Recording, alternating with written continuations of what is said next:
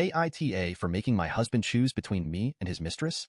I, 21F, and my husband, 20M, have been together for a little over 3 years and have been living with each other for a year and a half.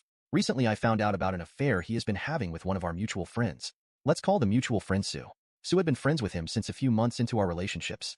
She would always join us to hang out and play games together and so on. Sue and I became friends quickly, but this is where things take a turn. She started to pull back from wanting to hang out with me, or even both of us together.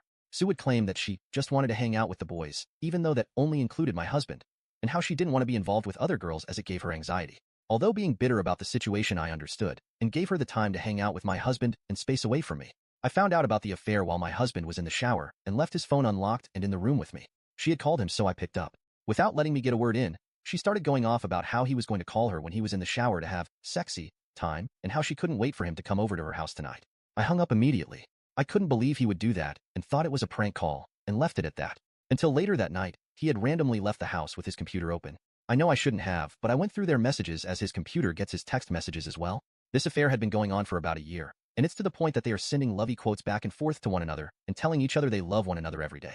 He would also sleep call with her because she was in a bad state of mind very consistently. At first I passed it off as Hun being a good friend, but it eventually made me uncomfortable. He has also been telling her that one day he will convince me to become polyamorous, and so she can come live with us, and we will all be together. I am not poly and have made it very clear to him since the start of the relationship that polyamory was a boundary for me and would never be considered. He has never mentioned anything about him being polyamorous as well during all this time. After I found out about the affair, I didn't mention anything to him for a while, but mentioning to him how I feel uncomfortable with her presence because it was obvious she had feelings for him, as well as saying I would like them to stop sleeping on call with each other, hoping that he would come to the conclusion himself and leave her. But that didn't happen. It was eating me apart inside, so I finally confronted him about it. He told me he was just being selfish and how he loved both of us. I told him that I had made it clear before we got married that I would never be open to an open relationship or polyamory due to past relationships. He got upset asking how I found out and that I shouldn't be snooping through his stuff. I left the house after that and got a hotel room so I wouldn't be around him while he was so angry. He texted me the next day, asking if we could talk about it all and where we go in the future.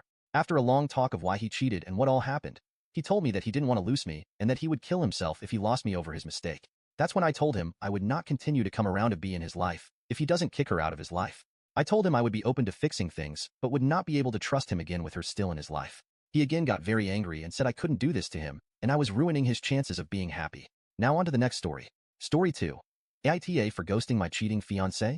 So, I basically did what the title says, but for context.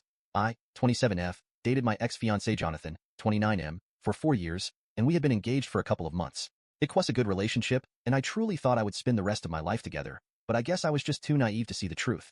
To keep it short, I found out he had been cheating on me with a mutual friend for a couple of months, and that group of friends in particular was covering up his affair. They were all acting strange. So I went through his phone and I found out they had like a separate group where they even made fun of me for not realizing. I was furious, and my first impulse was to berate them all. However, I ended up deciding to just disappear from their lives. Any confrontation was clearly a waste of time with this people. When he went to work the next day, I packed everything I owned, took all the money I put on our joint account, which was a lot. Since we were paying for our wedding, we were planning a good honeymoon and wanted to buy a house.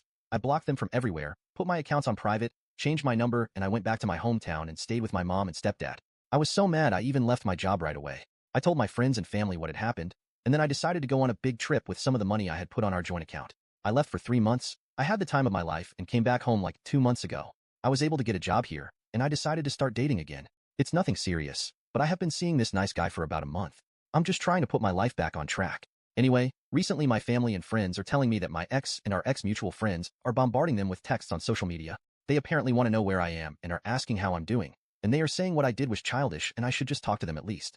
I have no intention of this. For me, it's a closed phase of my life, and I literally did nothing at all. I just left.